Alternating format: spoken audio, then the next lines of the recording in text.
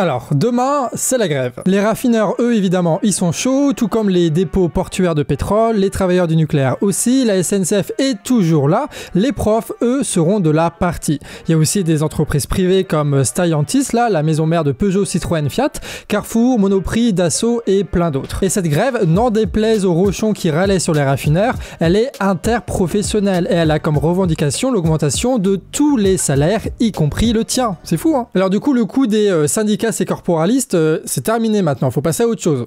Bon, ça veut pas dire que les syndicats vont pas nous trahir à un moment ou à un autre, mais pour le moment, ils font le taf. La grève, elle a aussi pour but de défendre le droit de grève, vu les réquisitions de salariés qu'il y a eu récemment, et surtout l'envoi de forces antiterroristes pour forcer les grévistes à retourner au boulot, comme si la grève était criminelle. C'est ce qui s'est passé à RTE, et c'est ce qui s'est passé chez Total récemment. Bref, les puissants, ils flippent juste avec quelques grévistes, et en plus des policiers, forcément, ils envoient aussi un grand coup de propagande. Déjà, ils disent qu'on serait tous des débiles incapables de nous organisé, alors que bon, en vrai, la solidarité et la débrouille, c'est justement ce qui nous a permis de tenir jusque-là, et donc bah, face au bordel, on sait ce qu'il faut faire. Ça veut dire nous on est là pour la bienveillance, que tout le monde mette son carburant tranquillement, et il y a des files aussi, par exemple là-bas ils vont attendre 2 heures, là-bas 3 heures, parce qu'il y a des gens qui doublent les passeports là.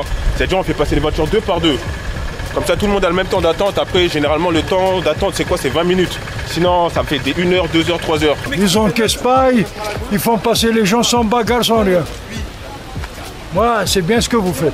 Merci. Puis il y a surtout, évidemment, tu connais le truc du oui, les raffineurs sont des privilégiés qui abusent de leur droit de grève pour se faire du fric en faisant chier tout le pays, patati patata. C'est quand même marrant hein, de la part de Total et de la Macronie d'utiliser le terme de privilégiés pour désigner des ouvriers spécialisés qui gagnent 3000 € par mois. Par contre, quand il s'agit d'une boîte qui fait 16 milliards de bénéfices en un seul trimestre, qui envoie des milliards et des milliards de dividendes, là c'est pas des privilèges du tout hein, de la part du patron qui s'augmente de 52%. Non, c'est pas des privilèges tout ça. Ça, c'est l'économie, c'est normal. Ils pensent vraiment que les gens vont se mettre du côté des milliardaires pour dénoncer des ouvriers. Ça me termine. Et surtout, il faut réfléchir. Les raffineurs, comme les dockers, comme les cheminots, sont des emplois en fait qui sont très techniques et indispensables. Des emplois qui n'ont pas pu être délocalisés, ni être ubérisés, ni être remplacés par des cadres. Et c'est pour ça qu'ils sont encore organisés en syndicats, encore solidarisés par leur travail. C'est pour ça qu'ils font encore grève. Parce que eux, lorsqu'ils font grève, leur patron et le gouvernement ne peuvent pas les ignorer.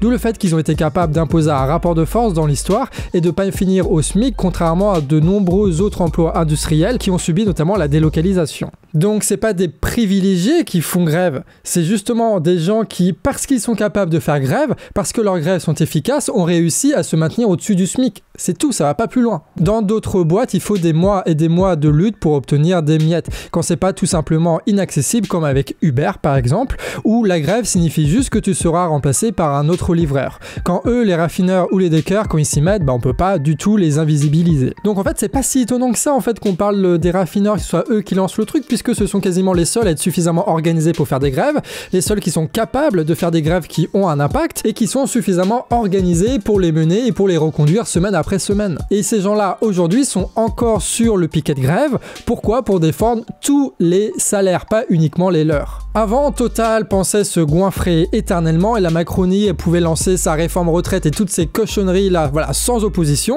Et là, en 20 jours, juste parce que quelques milliers de raffineurs l'ont décidé, la situation a totalement changé. Et faites pas les mythos, hein. Avant qu'il y ait cette grève qui arrive, on était tous là à se demander quand est-ce qu'un mouvement va arriver pour dégager Macron, pour nous sortir de la misère, etc.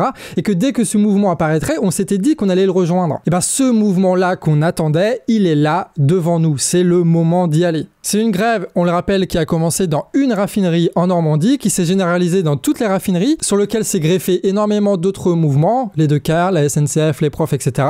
Et aujourd'hui, on obtient une grève interprofessionnelle. La question n'est donc plus du tout de savoir si oui ou non on soutient les raffineries, les raffineurs. Ce n'est pas la question.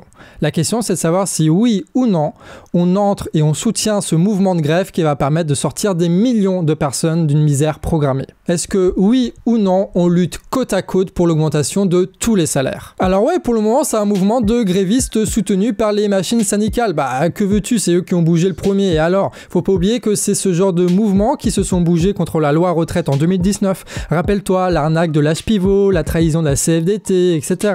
C'est eux qui ont lancé le grand mouvement de grève, qui ont retardé la loi, qui a permis la démission de Delevoye en charge de cette loi et qui a donné la légitimité à LFI de bloquer au Parlement avant que ce projet de loi retraite soit définitivement abandonné avec le Covid. Alors tous ceux qui disent oui, non mais la grève ça marchera pas, tout ça, en plus d'avoir aucune mémoire, vous avez tort. On a déjà remporter une victoire avec les retraites, avec cette méthode. Et ça, c'est grâce aux mouvements de rue qui ont poussé les syndicats à s'engager, qui ont poussé les parlementaires, eux aussi, à agir. Ce sont aujourd'hui, grâce à ces grévistes dans les raffineries qui ont voté la reconduite encore et encore de leur grève, qu'on peut se permettre aujourd'hui d'espérer une première victoire. Des grévistes qui, il faut le rappeler encore et encore, ne sont pas du tout majoritairement syndiqués. Ce sont des assemblées qui décident de renouveler ou pas la grève. C'est pas Martinez, c'est pas les syndicats. Côté parlementaire, beaucoup de choses ont changé avec la perte de la majorité pour la Macronie. Borne a prévu de passer en 49.3, la France Insoumise a promis de faire une mention de censure si ça arrivait, et Macron a lui promis qu'en cas de censure, ce serait la dissolution. Et vu les récentes victoires de l'opposition, notamment avec l'exit tax, il y a des chances que cette dissolution arrive très vite, avec des résultats par contre très incertains. Si Macron contrôle bien l'intégralité des médias de masse aujourd'hui en France, l'opposition NUP qui avait remporté le premier tour des législatives en juin, il faut s'en rappeler, et qui est passé à 1% de la majorité au second, il faut se le rappeler, et qui a réussi à réunir récemment 100 000 personnes dans la rue, peut prétendre aujourd'hui au pouvoir. Une situation qui est totalement différente d'il y a 5 ans. Autant le dire dès maintenant, ces parlementaires joueront une place bien plus grande que pendant les Gilets jaunes. Mais ce qui est sûr, c'est qu'il ne faut jamais laisser totalement la main ni à un syndicat ni à un parti, parce que le jour où ce syndicat ou ce parti vont nous trahir, et ça risque d'arriver, on aura l'air malin quand même. Et comme on l'a dit dans notre précédente vidéo sur l'union contre Macron, ce genre de mobilisation va nous aider à faire le tri, de prendre le bon grain de livret. Non, je pense qu'il faut faire un peu comme, tu sais, avec les raffineries, avec la CFDT. Tu sais, dans les médias, ils ont dit oui, la CFDT, sur les tables des négociations, ils ont dit une augmentation de salaire de 5%, c'est bien, il faut arrêter la grève, patati patata. Ils ont fait passer la CFDT comme un syndicat de compromission respectable, etc. Sauf qu'en réalité, c'est pas la CFDT qui vote la grève. C'est pas eux, hein. C'est les grévistes dans les assemblées, dans les usines, etc. Et ces grévistes-là, ils se sont dit, ok, la CFDT dit on arrête, mais nous on continue parce que c'est pas nos revendications, 5%. Et ben nous c'est pareil, il faut qu'on arrive à construire un mouvement à côté du mouvement syndical, à côté du mouvement parlementaire, pour pousser au maximum nos revendications, pour les forcer à s'engager et pour nous protéger au cas où qu'il y aura des trahisons, parce qu'on n'est pas des cons. Donc oui, il nous faut un mouvement populaire hors des syndicats et hors des partis qui ressemblerait à quelque chose comme les Gilets jaunes. Ce ne sera pas exactement la même chose parce que la situation est totalement différente, mais quelque chose qui s'apparenterait à ça. Et pour que ce mouvement naisse, il faut une seule chose, du travail. Tu veux qu'il y ait un mouvement Gilets jaunes qui apparaisse en France? Ok.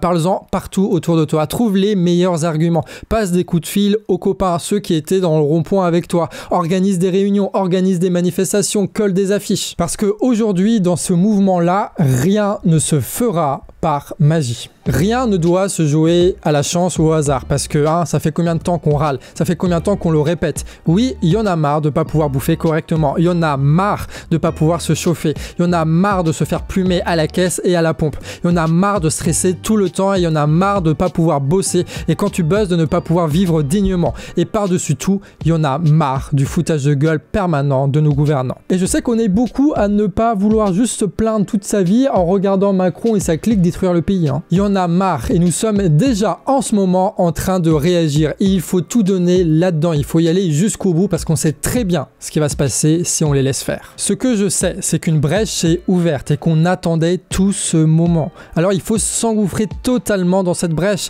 et prendre tout ce qui nous est accessible. Alors non, nous sommes pas là pour les beaux yeux des raffineurs. Non, nous sommes là à leur côté pour l'augmentation de tous les salaires. Et moi, personnellement, je serai là aussi contre la réforme des retraites à 65 ans. Je serai là contre la réforme du chômage, je serai là pour la taxe sur les super profits, je serai là pour un changement de constitution, pour une vraie démocratie. Et est-ce que ça va marcher? Est-ce que ces revendications vont être réappropriées par le mouvement? On sait pas. Peut-être bien que oui, peut-être bien que non. Tout ce que je sais, c'est qu'on est des millions à avoir marre de ce système-là. des millions qui sommes en train de discuter, de débattre, et vu qu'on n'est pas con, on comprend ce qui se passe et on sait ce qu'on doit faire. Nous avons aujourd'hui une occasion unique de transformer notre colère qu'on a accumulée depuis des années en réalité politique, en manifestation et peut-être bientôt en loi. Nous avons aujourd'hui l'occasion, grâce à l'action des parlementaires, grâce à l'action des syndicats, de se mobiliser pour déborder bien au-delà des syndicats et bien au-delà des parlementaires. Et à quoi ça va ressembler ce mouvement ? Bah j'en sais rien. J'en sais rien, et jusqu'où ça va aller, j'en sais rien. Mais j'ai pas besoin de savoir pour y aller, hein. Pas besoin de savoir pour tout donner là-dedans. Bref, si ton combat c'est l'augmentation des salaires, fais grève et va dans la rue. Et si ton combat c'est plus que l'augmentation des salaires, fais grève et va dans la rue. Donc quoi qu'il arrive, fais grève et va dans la rue. Et la bonne nouvelle, c'est que après le 18 octobre, il y a le 19 octobre. Et qu'on sera encore plus nombreux, encore plus fiers, encore plus forts à tous réfléchir et à trouver une solution pour quoi faire plus tard. Aujourd'hui, là, l'épisode qu'on a en ce moment, c'est la grève interpro du 18. Et après, on verra bien. Quoi qu'il arrive, qu'importe les défaites, qu'importe les victoires, on continuera à agir ensemble, à réfléchir ensemble, à s'engueuler ensemble et à s'unir pour défaire ce pouvoir-là et changer cette société-là. Sur ce, amis réfractaires, des bisous.